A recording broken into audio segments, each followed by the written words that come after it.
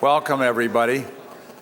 First, I'd like to thank Ambassador Martin Bremer for extending the opportunity to use iHouse one more time. He hasn't charged us rent yet, but with the problems we have with finance at UC, maybe we need to start paying you rent, but maybe that was a bad idea. In any event, Justice Breyer really needs no introduction, but to not give him an introduction wouldn't be any fun. So Steve and I have known each other since Lowell High School. Yes, he went to school in San Francisco. We graduated from Lowell about 20 years ago.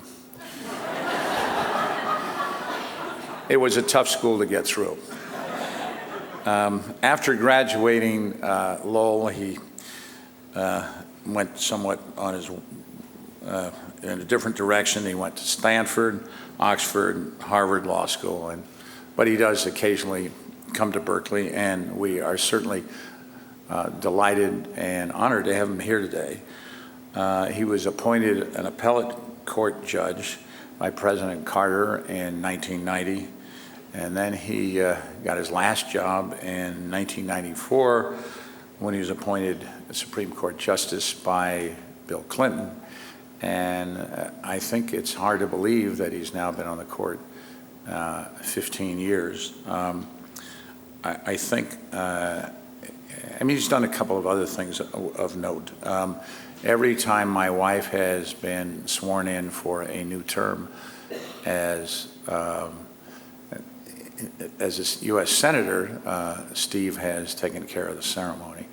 He also performed one or two of Dean Edley's marriages.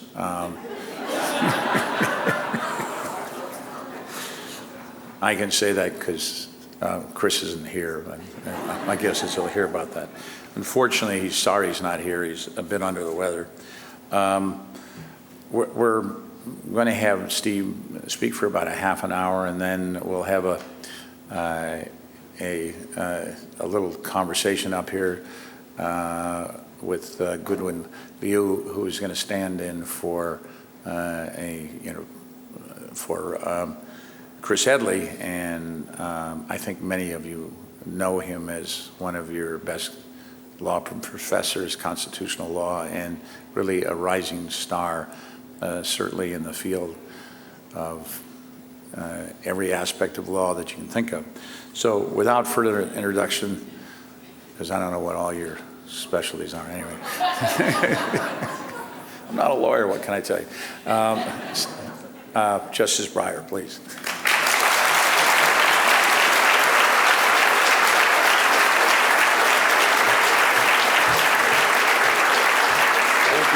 Thank you, Dick. Thank you. Thank you very much for coming here on this beautiful day. It is true we did go to Lowell. I was born and grew up in San Francisco, and my father used to say, I don't know why everyone doesn't live here, and now they do. But I've unfortunately had to not live here. I've been in the East for a long time, but that's all right. But I've been a lawyer and a judge and a professor, and I'm speaking primarily to a group that aren't lawyers, so you have to be tolerant. You know, I tell my brother, I'd say, judges and lawyers, we're God's children too. Say there is no evidence, he would say, but anyway. I'm to talk as well about law, and you're interested in development of countries that need development, and I think that's terrific. I can't tell you how important I think that is. And when I read through what the Blum Center was doing on the way out here, I was absolutely thrilled. I mean, it is such a good thing for obvious reasons. And were I simply to repeat those reasons, it would be a cliche, but it's a heartfelt cliche. And some cliches are true, and this one is. And so I asked myself, what could I talk to you about that would try to show you why, with my narrow parochial legal point of view, I think that law is important to you in your work, which I hope will continue.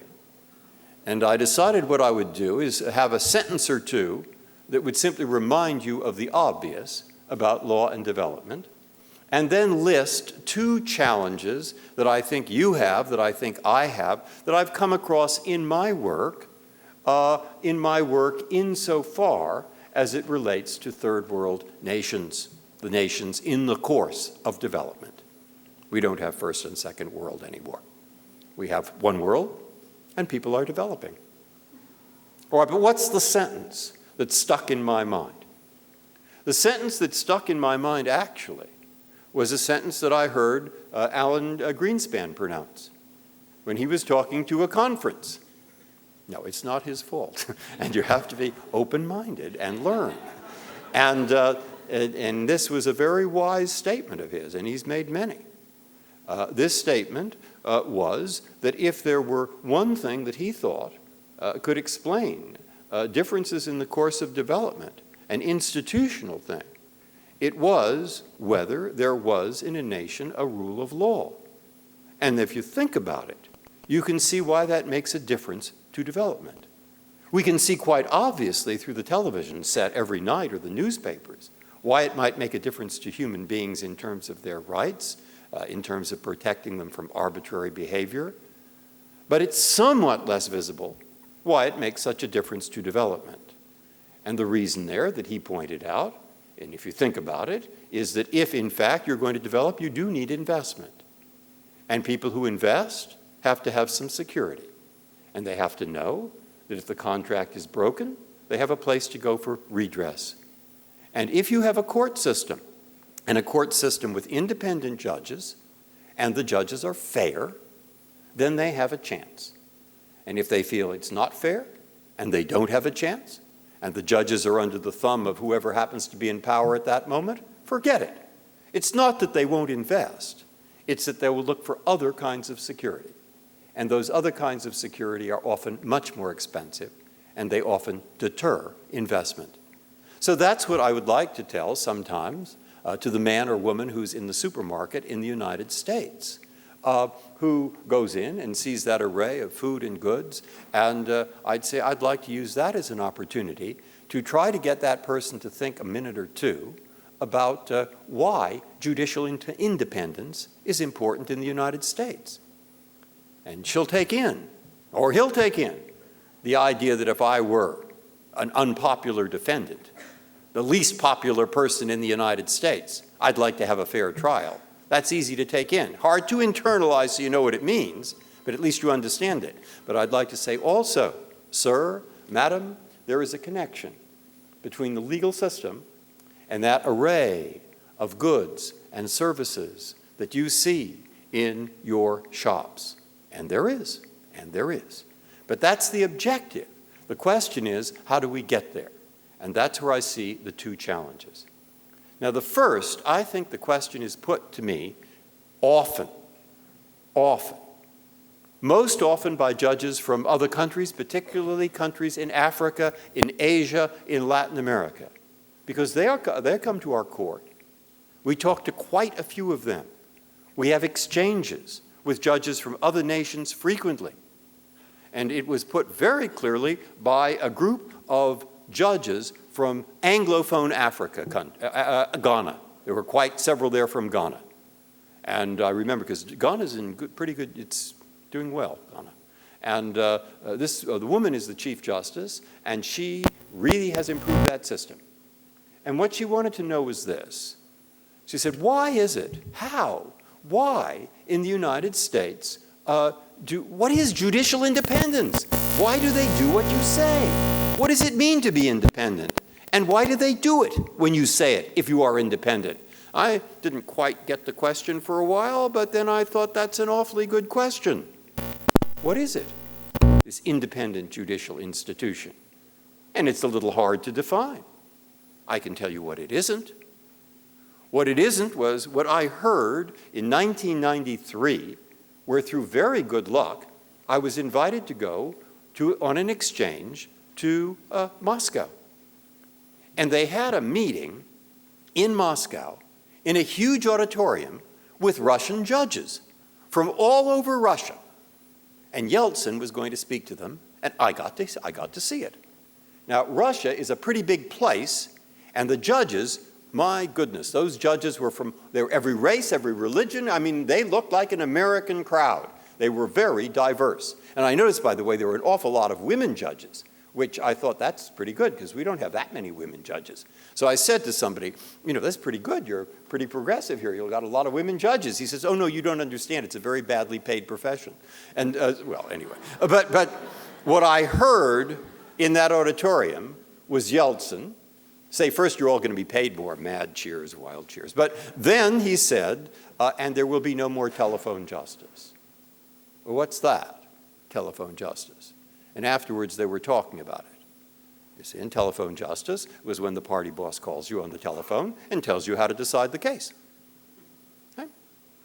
And they said, because I couldn't resist talking, I never can, they said, they have telephone justice in the United States. I said, no, we don't. They said, oh, really? Who appointed you? I said, President Carter. I was in the Court of Appeals then. He said, why do he appoint you? I said, I think I was recommended by Senator Kennedy. He said, well, suppose President Carter calls you or Senator Kennedy. Then what will you do? I said, but they wouldn't call. They said, oh. I said, oh, I see. You mean, you think I'd say that even if the opposite were true? Yeah, that's what they think. So I said, well, look, how can I explain this? They wouldn't be that stupid, for one thing. I'd have total control over them forever. If I ever told anybody, they'd be in jail. And I went on for such length that they began to believe me. And then I began to think, this is a subtle thing, this telephone justice. How do you really make a judge independent? What's the way to do it? It isn't exactly words in a constitution. There are 192 constitutions in the world. Maybe we should subtract one for Myanmar. No, you see the point? It isn't quite those written words. So they say, what is it that makes you independent, that makes people follow what the law is in the United States? And I said, well, I'll tell you a couple of stories. I can tell you that in 1834, Andrew Jackson saw that the Supreme Court of the United States, Chief Justice John Marshall, told the Indian tribe, the Cherokees in northern Georgia, that the land in northern Georgia belonged to them. They brought a lawsuit. The Georgians had tried to seize their land. They brought the lawsuit, and the Supreme Court said, of course it belongs to the Cherokees, which of course it did. And Andrew Jackson said, John Marshall has made his decision. Now let him enforce it. And he sent troops to northern Georgia. For what? To enforce the law? No. To evict the Indians. And they went along the Trail of Tears to Oklahoma, where their descendants still live. And roll the clock forward. And let's take Little Rock. See, Dick and I can remember Little Rock. Not too many of you can. I think it happened more than 20 years ago. Yeah, Little Rock. See, you don't remember. I remember.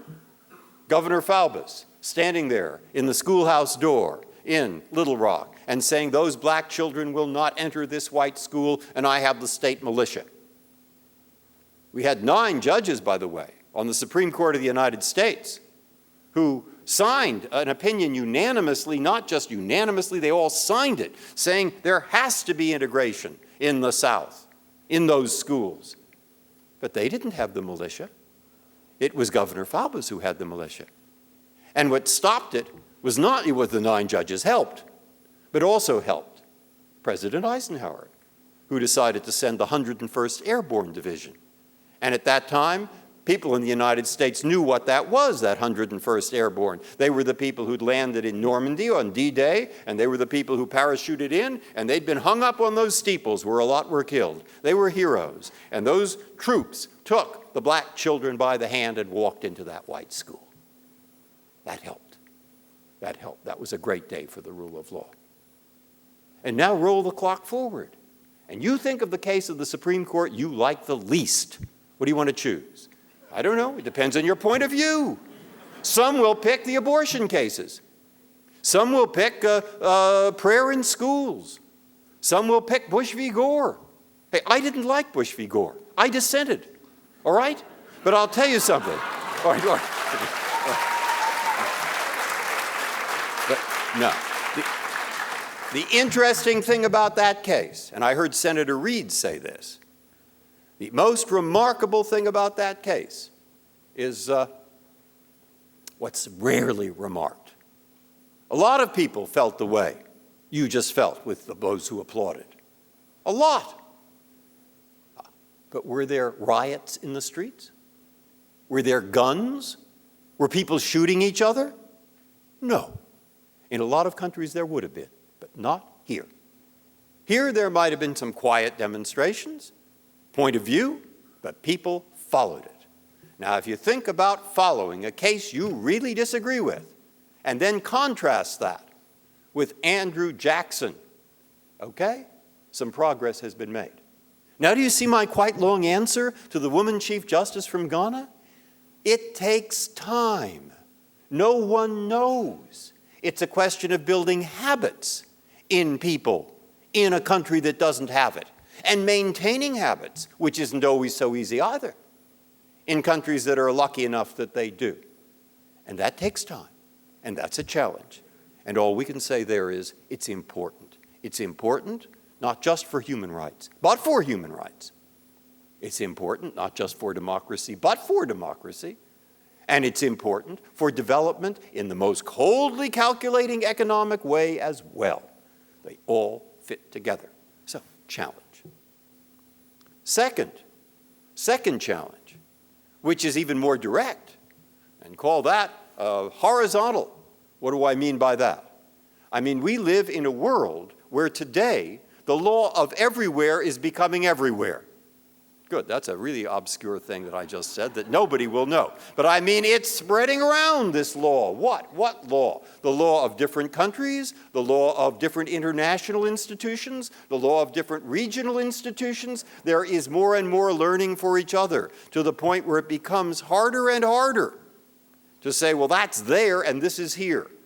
Now, of course, I know that that's an incredibly controversial thing to say, which you don't know, but I know because I've been in debates with different congressmen, and there's a huge political issue, apparently, and 50 United States congressmen signed a bill where they said it should be forbidden for the Supreme Court of the United States to refer to in a citation a decision made in a foreign country.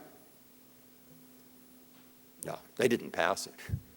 But I was in a panel, and there was a congressman who thought that was a great idea, and he was actually a very nice man, and very intelligent too. And he said, "Oh, this is a terrible thing for the Supreme Court to start citing other cases from other countries." So I said, "Well, I think that's aimed at me, Congressman." He says, "Yes," he said, "actually, it is aimed at you." And I said, "Well, let me explain to you why we do that. I mean, it doesn't bind us.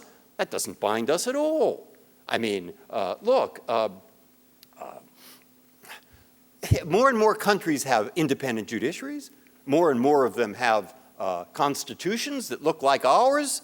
More and more of democracy, protection of human rights. More and more of them have problems that are like ours. So if a human being who is like me, called a judge, I mean, judges are human beings, contrary to popular belief, but the fact is, a person like me with a job like mine in a country that's maybe not totally like mine, but a little bit, has a problem like I have and has a document like I have, why don't I read what he has to say? Maybe I'll learn something. It doesn't bind me, but let me read it. So he said, fine, read it, just don't refer to it in your opinion. I thought, I'm not getting anywhere with this. Then I decided, not quitting while I'm ahead. I said, look, also, there are a lot of countries, a lot of Eastern European countries, they're just beginning with a independent judiciary. They're just beginning. And they've got to convince their legislatures and others that they mean something when they do something unpopular. And if we refer to their opinions, that helps them a little bit. They refer to ours, we refer to theirs. They go in and say, see, the Supreme Court's been around a long time in the United States, and they're referring to our opinions. I said, that helps them a little bit. So the congressman said, fine, write them a letter. Well, I didn't get anywhere. But I do think this. I think the reason this is my psychology. My wife is a psychologist. And she's taught me there is a phenomenon called displacement, Well, there are a couple of opinions we wrote where we did refer to the law of other countries, not binding, but by way of comparison. One happened to involve the rights of homosexuals, where the homosexual side won, and the other happened to involve the death penalty, where we held it was unconstitutional to execute those who had committed a crime under the age of 18. All right, so those were unpopular opinions in certain places. And the phenomenon of displacement that my wife tells me is you are angry at A, so you blame B. So I felt maybe the congressman is angry at A, namely those opinions, and so he blames B, the poor judges in South Africa or someplace, or that we've decided. So I consider that a fabulously interesting problem, but of very little practical importance. Practical importance is this problem. We have in our court 2 years ago, in a docket of about 80 cases, 9 that involve either international law or law of other nations. And I mean really involve it. 3 were Guantanamo cases, international law, but put those to the side for a moment. Because 6 of them involve things like antitrust law, about whether a plaintiff in Uruguay can sue a defendant in Holland, in the district court for New York. That's pretty technical, isn't it? Why does he want to sue there? He gets treble damages, more money, but that was the question. Or can a plaintiff in Los Angeles sue another company in Los Angeles to get some documents and to give them to the European Cartel Authority, which says, by the way, they don't want them? Or what about the trucks coming in from Mexico? And can they be blocked via a congressional law when NAFTA may say something to the contrary? And what about Mrs. Altman, who wanted to sue the Austrian museums to get back Klimt paintings, which she thought belonged to her because her uncle had had them and she thought the Nazis took them? Or what about the Foreign Tort Act, which allows perhaps someone who is from Paraguay to sue some dictators in Paraguay in a court in New York, getting damages for torture inflicted in Paraguay? That law, by the way, was passed to deal with pirates in 1793. And the question was, legally speaking, who are today's pirates? Apparently we have a few now, but you note the kind of question. And on questions like that, we now receive briefs. From who? From Japan, from France, from the EU, from countries all over the world. Serious legal briefs with excellent arguments. What I'm pointing out is the law today in the United States is not exclusively American law. And there's nobody who thinks we should be isolationist there. I mean, you can't be in today's world. You simply can't be. And what's happening? What's happening in India? The Indian judges have come 3 times since I've been there, the Supreme Court. We've gone there twice to have exchanges in our court. Exchanges. When it started, my first one 12 years ago, those 2 days of discussing with the Indians were about what? I called it my day at camp. You know, my day at camp, I do this yesterday, I do that yesterday, not too good, but interesting. They're not like that anymore. What they're like now is a substantive discussion on a serious issue, because they're issues we have in common, and we have problems in common. So what we're seeing more, and hardly a month goes by, certainly, when there is not a group of judges. They're there, or we go somewhere. And that's very helpful, because there's serious, substantive exchanges, and not just with Europe either, but countries all over the world. Very helpful. You're seeing that happen, and there cannot help but be an influence of one mind upon another. And that seems to be helpful. And similarly, we're seeing more and more. You're seeing it in Europe right now. You see what's called the harmonizing of laws. That's true in the EU. In the EU, what they're doing is they deliberately, under the EU treaties, try to get laws, say, on the environment of different countries and put them together in a way that meshes them. In other words, you try to get a common denominator. And you have a different thing. You had this on the Yugoslav tribunal. The Yugoslav tribunal had to formulate rules of procedure, criminal law rules, the tribunal for former Yugoslavia, where they tried the indicted people for genocide. And what they had some Anglo countries, they had some European countries, had some countries all over the place on this, and you have to find a law. And there what they tried to do is pick and choose those bits that they thought would work best from a number of different legal systems. Just exactly what South Africa has done in writing a constitution, that when they wrote that constitution, they looked around the world and they tried to put in their constitution those things they thought were good in other countries that would work well in South Africa. And you find it training places in Bordeaux, where the French will train budding lawyers and judges from African nations, as well as from France, in how to be a judge. And you find the same thing in Britain. And we should have it here. And my vote is in Puerto Rico, and we should do it.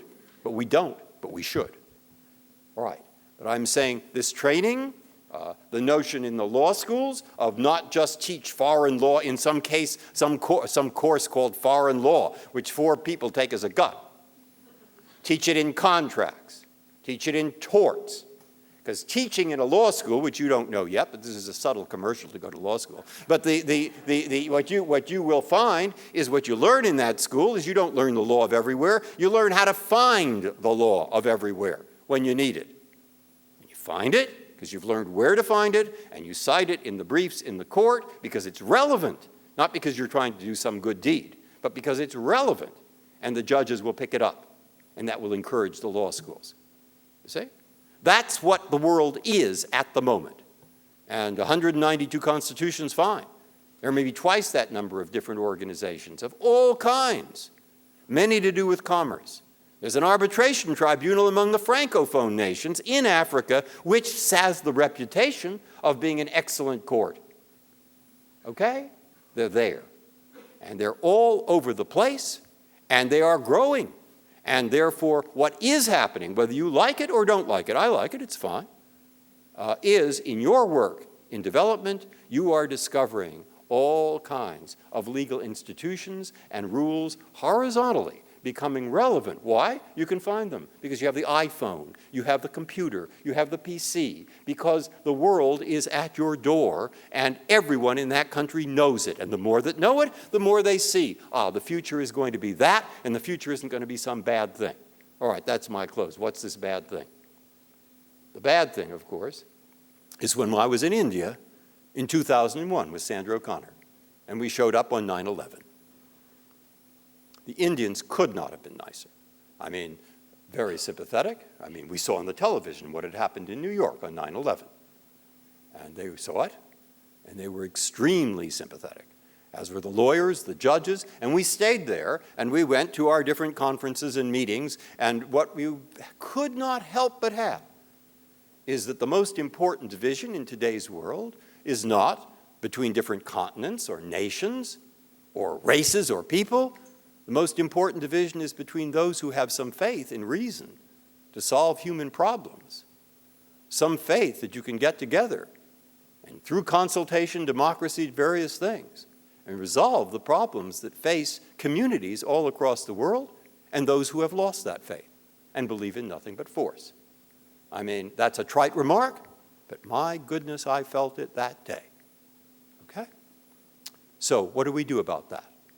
What we do about that, you have some challenges, and what you do concretely is do what you're doing. Because in fact, this is not the kind, these are not the kind of problems that those in politics can easily solve. They are the kinds of problems that are worked out by thousands of people on the ground.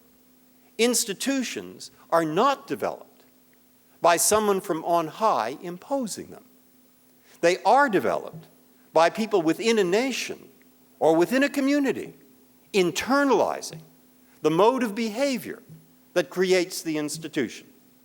And so what you have is, say, you going out, others going out, universities all over the world studying it, lawyers beginning to practice it. What I tend to think of it as sort of like a tapestry or something that they're weaving, this tapestry of the law. You weave it in the day, and then somebody comes along and unravels half of it at night. You know, it's like Ulysses or whatever. But then you weave it again, you keep going. Okay? So the moral remark, last word, I did work for Senator Kennedy. And I think the word that made an enormous impression on me was one. And he's had many speeches, and many far more eloquent. But he gathered together at one point people in Hyannis who had worked for him. And there are a lot. There were several hundred at that time. And he talked to them and about what he had been trying to do in his life. And he said his father had told him that what you ought to do is you ought to get people to work with you who have different talents, different abilities, different backgrounds, and this is the word, they help. Help what? They help each other. They help him, probably. But they help work for something that's beyond them. Help. That's the word. And so when I see you in this field, I think, excellent. You are helping. That's what we'll try to do. Obviously, it requires patience. But the job is pretty important. And even though you're not lawyers, you would invite a lawyer and a judge to come to speak to you. That's broad-minded, and I thank you very much.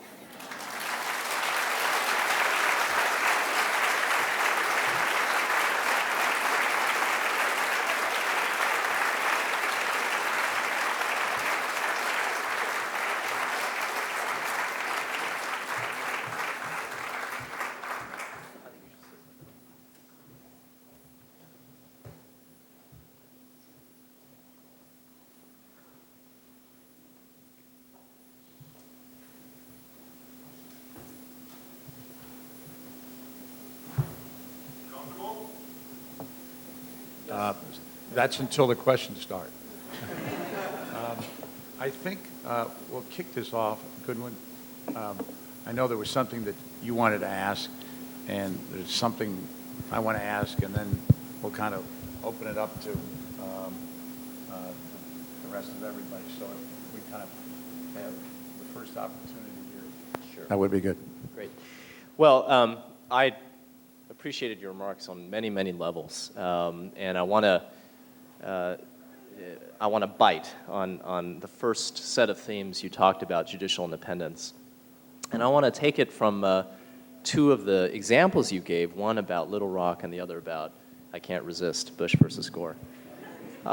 So the story of Little Rock, it seems to me, is a story about the limits of judicial independence or the limits of judicial power, because there the story, it seems to me, is one in which you have a court decision at time 1, 1954, and you have inertia, you have foot dragging, you have resistance, you have all kinds of almost, direct disobedience, basically.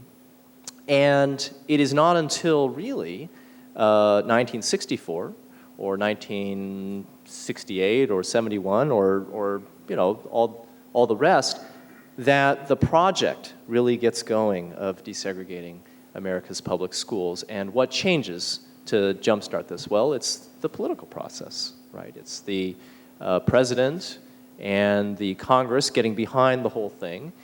And one might say, well, what happened between 1954 and 1964 then? A decade in which essentially a law on the books in the U.S. reports is left unfollowed. So judicial independence, one might say, well, to what extent is judicial independence constrained by the nation's social acceptance of decisions, and how does that influence what judges feel like they can do? Okay, that's one sort of data point. The other, on the other side, it seems to me, is Bush versus Gore. You're right, no riots, no guns, not even short of that, not even very much protest, which one might say is testament to the prestige of the court, judicial independence, etc. But some others might say, well, gee, that's kind of disappointing. That's kind of disappointing that a populace was not mobilized and deferred essentially to 5 unelected people for one of the most consequential decisions that the nation as a whole democratically usually makes. And in fact, I think your dissent itself said that there is a political path for resolving disputes like this, and your view was, I would leave it up to democracy. Is that a kind of, there's a sort of, slight somber edge to judicial independence when it displaces democracy in the views of some in such a direct way. Isn't that right? Is this me? Ruba, what's your point? Is your point? Well, my point is, if your point is the judicial institution is not God-given, it has disadvantages, and it's not a sure thing that people will follow it. How right you are. And the virtue that I see in it, there's a vice, not a vice, I'm pointing something out. Because people tend to think that this atmosphere that we move in, where people are tempted, you see, but they don't. They'll follow unpopular decisions. How popular do you think the school prayer decision is in the South? How popular do you think the abortion decision is among Catholics? I mean, people have, after a long history, it's had its ups and downs in the United States. There was a civil war. There was 80 years of legal racial segregation. The country has had many ups and downs. And through this, the most you can say, or hope to say, is that on balance, the tendency to follow the law has helped. Has helped what? Has helped what I see every day in the courtroom. And from an emotional point of view, it is the most moving thing from day 1 through year 15. You look out across that room and you see people of every race, every religion, every point of view, and believe me, my mother used to say, well, there's no view so nutty, she said, there aren't some people in the United States who doesn't hold it, and then since we're around here, she said, and they all live in Los Angeles, but you see it. There are 300 million people, and they are different. And what do they have that holds them together? I think part of it, certainly, and an important part, is that document. They may not know what's in it, but they know it's part of what it is to be an American, and they know it's part of what is holding them together as a nation. And maybe as you get older, you realize it's something of a miracle that the nation holds together. And anything that keeps this together, like that, a rule under law, well, thank you. And I say, thank you to this. Of course it depends on other things. General Eisenhower, President Eisenhower, thank you for sending in that 101st Airborne. And my goodness, he was under advice from Jimmy Burns, the governor of North Carolina, who told him that if you send those troops into Arkansas, you will have to have a second Reconstruction. You will have to occupy the South. And Brownell said, he doesn't know. That's his opinion. There are also opinions on the other side, and you've got to do it. And he did it. And that gamble paid off. That was 1957. And what happened after Cooper Vieira and Faubus he shut the school. But the school couldn't stay shut. It was shut for about 8, 9 months, and they had to reopen. So my point is that major thing. It's slow. It's uncertain. It has its setbacks. It has plenty of wrong decisions. But you want to take people and bring them into a community of many people and live democratically and also protect basic rights when they're very unpopular. That's why country after country has been betting more and more that an independent judiciary is a help, no guarantee. There are no guarantees, but a help towards that end. Now, if that's your point, I agree with you.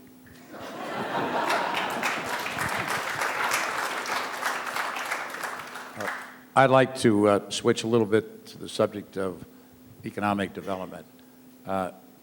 Looking at economic history over the last 60 years or so, at the end of World War II, your two probably wealthiest countries in Asia were Burma in the Philippines. We helped reconstruct Germany and Japan. They have done very well economically. The legal system seems to have helped in those places. Yet you have another country like China, which really hasn't had a very good legal system, although it's improving. And so the question, and then the second question is, how much do you think a good legal system really matters in terms of economic development? And the second one is that now that the so-called Anglo system of free enterprise is kind of on the ropes, and you had 2 weeks ago the G20 meeting where it's now understood that we need to have an international system that deals with systemic risk, that deals with tax havens, that deals with corruptions and the like. How would you approach trying to put that together? I think I can answer that. Yeah, in an hour and a half or less. Yeah. Very flattering. I don't know. I mean, you know, I mean, even with China, I mean, I think our experience here, I did have an interesting, it isn't an answer, but it's a sort of a perception. The one time I was invited a few years ago to talk about regulation, interestingly enough, and it's true they're trying to build a judicial system. They're trying to build a judicial system in China. They're trying to build this rule of law. And I was talking to some businessmen who had, apparently they'd all lost a lot of money in the dot-com or whatever it was, and then they were making money back or whatever it was. But they were in Shanghai, and they were saying how this government, quite a lot of free speech there. They were saying, well, this government's terrible. They really pretend to be your friend and for democracy, but they don't do it. They don't really do it. And we really have to have a democracy. And they were talking a lot along those lines. I said, that's fine. I said, just a question. Aren't there a lot of people in different provinces who say just make about $1 or $2 or $5 a day or a week or a month or something, and they just have a lot of land, they don't even own it, and they're having a hard time? He said, yeah, there really are millions and millions. And I said, well, suppose they say, why do all those people in Shanghai have all the money? We'd like some, and we'll take it. He said, oh, they might. I said, well, suppose they vote people into office who want to do that, and then they take all your money away. What do you think of the democracy? He says, I think it's a good idea, but maybe not yet. All right? Now, that's my point. I don't know. There may be other models that, in fact, will get you development in different kinds, and some people will become richer. Maybe many will become richer. But what my own experience tells me is that if you want to create a society that is reasonably prosperous, where you have democracy at the root of it, where people themselves are going to choose how to live in their own communities and what kind of rules they want for their communities, and where you are going to have rules that protect people who are unpopular and allow them to say things that are unpopular, which I think, and many have, is a necessary condition of such a democracy working, well, there you'd better have a rule of law. And there you'd better have institutions able to enforce it. And that, as we say, is what we're doing. So you say, well, what about the all this thing, this lack of confidence? You know, people jump from one thing to another. In my opinion, the tendency to say, free markets do everything. Well, of course they don't. So let's regulate everything. I would say that doesn't make any sense either. Not many people do think that way. They think, well, it's a question of a little more of this here. That's why we're called pragmatists. A little less of that there. And if we suddenly see a problem of people making all kinds of trades in things, that's your business, not mine. I just read the newspaper, and which is inaccurate, but nonetheless. It says that there are billions and billions and trillions and quadrillions, I don't know, like quintillions of dollars or how much there is going on in these trades that nobody knows what's involved. I think, well, maybe they'll figure out there ought to be a way of trying to find out what's involved. And there are ways of dealing with that. There are markets where you order people make their trades across the market, and you have transparency rules. That's one kind of regulation. And we have to do it internationally. There are ways of doing it internationally that don't interfere too much. You can have organizations, the job of which is to look and see how they're doing it in each country, and then report to others and make efforts. I mean, there are dozens. That's for the diplomats. They have 50 different ways of skinning different cats. But what I do have is considerable confidence that with all these ways of skinning cats and with certain objectives that, now this is really trite, but I think we're going to work something out because you'll do it. I've got several questions from the audience. Here's one. Has your experience of deliberating Supreme Court cases changed with one less woman judge on the court? Yes. How? For the worse. The truth is, I think it was better to have more women. That's not a political remark. That isn't even necessarily a politically correct remark. But I think it was better. And there we are. And if you say, why was it better? I have to tell you, I don't know. All right? See, it's not politically correct.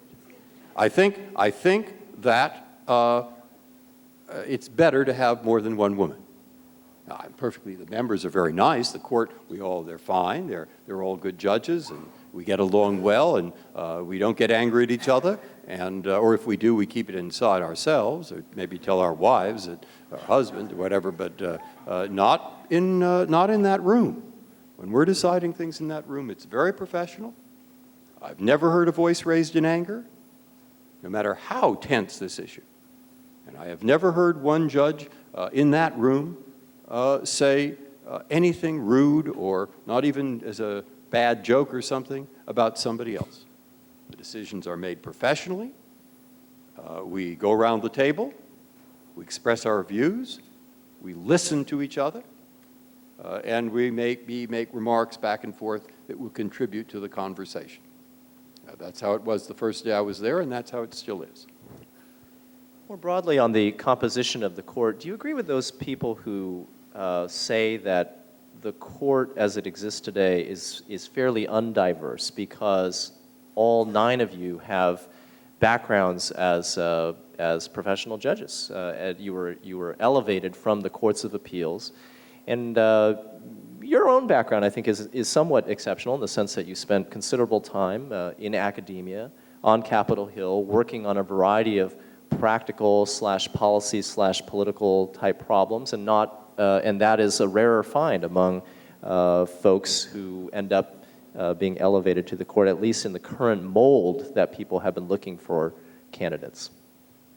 Well, within a certain range. Again, my experience is that it's really the person, not the background, that's likely to make the most difference. And it's very hard, judging from a particular person's professional background just on paper. It's pretty hard to know from the paper credential how that person will really turn out as a judge or in any other thing as well. That said, you can have a broader range. Justice Black was a great justice. He'd previously been a senator. One of the greatest Chief Justices, Earl Warren, as you know, was governor. And so there's plenty of room. There's plenty of room for people of different backgrounds. And we want to take a few hands. Yeah. Oh, cards. Okay.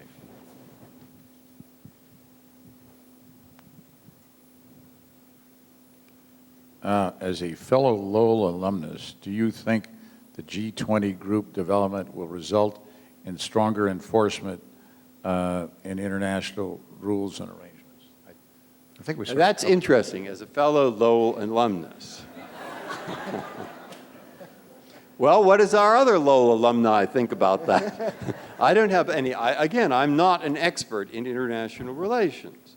What it is interesting to read about is how the 20 are apparently determined to do things together. So you think it's possible for people to learn. And I'm in a profession. Remember that every case that comes into court represents a failure of people to resolve their problems without a court. And so I work with failures.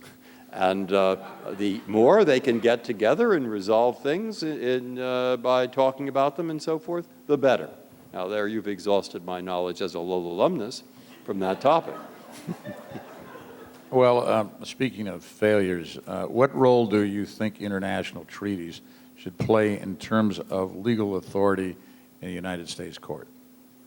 Oh, the international treaties, in way of legal authority, the Constitution tells us. The Constitution in Article 6 says that this Constitution, treaties, and the laws made thereunder are the supreme law of the land, and every state court judge every judge is bound thereby. It says that right in Article 6. So that is the status. The treaty is the supreme law, but the Constitution's mentioned first. We had a rather technical but complicated and, to me, rather demoralizing case. That means I dissented. But there is a question that's come up, which is, I think, important, actually, in the international world, particularly with commercial treaties. It happened to come up in the context of the death penalty. It's a case called Medellin. And the question in that case was not whether the treaty is the supreme law. It's the supreme law. But, you see, there are some kinds of treaty provisions that courts will automatically enforce without any further legislation in Congress. And there are some, for example, suppose we entered into a treaty that said someone who dies from Germany in Iowa can inherit land in Iowa just as an Iowan can who comes to Germany and dies near Munich. So that's just a matter of land inheritance. And there are a lot of treaties like that. And courts would enforce them automatically. But other kinds of provisions, provisions that say, for example, we're going to end the war with Britain, we had a treaty like that some point, and that's not for courts to enforce. And how do you know which are which? And we had one about whether we had to automatically follow a decision of the International Court of Justice, which would require Texas to give a further hearing in a death case. And the majority held that that did not become law automatically, and the dissenters thought it did become law automatically. And the importance of that case is that the majority's decision makes it much more difficult for treaties to become the law automatically, internally, without action being taken by Congress. And it's sometimes quite difficult to get Congress to act. And sometimes the more technical the matter, and the less the political impetus, the harder it is to get them to act because it doesn't come into their line of vision. So that can be a problem, I think, in respect to commercial treaties, in respect to lots of treaties, where, say, the WTO or other kinds of international organizations are going to, under treaty, be making rules that maybe the United States should follow. At least that's what the treaty says. And how will we enforce those? And there will be more and more of those. So I put this issue, I put that in the category, very good question. And I think, legally speaking, that is a major question with which the other branches of government, I hope, will deal sometime in the next few years. But that's up to them. Are you all at all optimistic that so this goes to your point about the law of everywhere, that there will eventually evolve legal systems and legal rules that are binding upon nations that are supranational in their character? And what kind of institutions would be necessary to make that kind of law effective? Or another way of putting it is the lesson of the Medellin case you just mentioned, that national institutions will always have to mediate the enforcement of any kind of supranational law or legal structure? Yeah, but we remember... Human rights is one of the main concerns. I had this course in law school called Conflicts of Law, which I'm afraid I thought was a rather boring course. And what I used to do, there was one picture in the case book. And I used to look at that picture for hours on end because I didn't particularly like what was going on in the course. I don't know what was going on in the course. But it was a picture of a courthouse in Tobago. And it said, the question underneath it was, can the island of Tobago make a law that binds the world? And I thought the answer to that question was, of course it can. And the way it does, simply, is it has whatever law it has there governing a contract in Tobago. And if anyone anywhere in the world makes a contract and says, we want this contract to be governed by the law of Tobago, every court in the world will enforce that contract according to the law of Tobago. I later learned I had everything wrong, but nonetheless, I still think that that's a proper idea. So it's not a new idea to have laws from one country that bind another. That's always been true. But the question that's interesting is when, how, under what circumstances. And there we're moving towards all kinds of intermediate solutions. We are moving towards, for example, a WTO where there are adjudicators within the WTO. We enter into a treaty that binds us to follow the decision of the adjudicator within WTO. And how is that enforced? Should it be enforced from within the American courts? Is it enforced by a country being free under the treaty to enter into a sanction? Lots of possibilities. They'll work that out in the negotiation. Look how the Germans and the Italian Supreme Constitutional Courts have dealt with the problem of the EU treaty. You see, the EU treaties create this organization called the European Union, and every country within it has said the laws of the European Union are binding in our country. Oh, what do we do about our Constitution? So the Constitutional Court in Germany, in Italy, in Austria, have said, well, under our constitutions, they're binding, those laws made in Brussels, but not if they violate a fundamental provision of our Constitution. And so they say, you see, we've kept our sovereignty.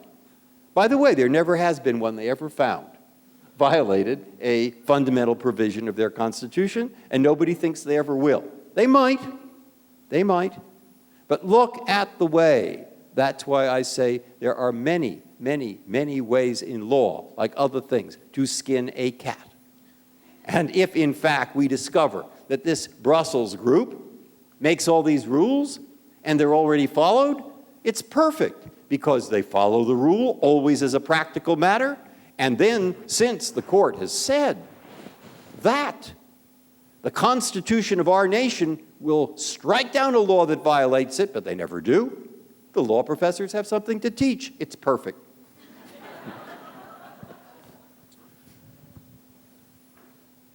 This one is a little technical. To what extent should the courts decide the limits of copyright law on the internet, such as limiting copyright laws, content on websites such as YouTube? What are the limits of fair use and safe harbor defenses for the Digital Millennium Copyright Act? I have no idea what I'm asking. But I can answer that very clearly because luckily for me, every one of those things could come up in a case in front of us. And I'm certainly not permitted to comment on any matter that could come up in a case in front of us.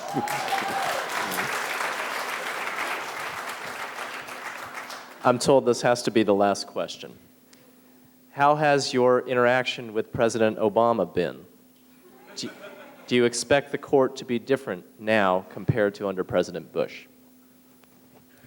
You mean there will be new appointments? At some point there will be new appointments, and what Justice White told me, and he said many times, it's absolutely true. I went for, I guess, 11, almost 12 years, 11 and a half years where the court didn't change. But White said, with every new appointment, it becomes a new court. And that's true, it does, because the interaction among the 9 there, it's a very unusual institution.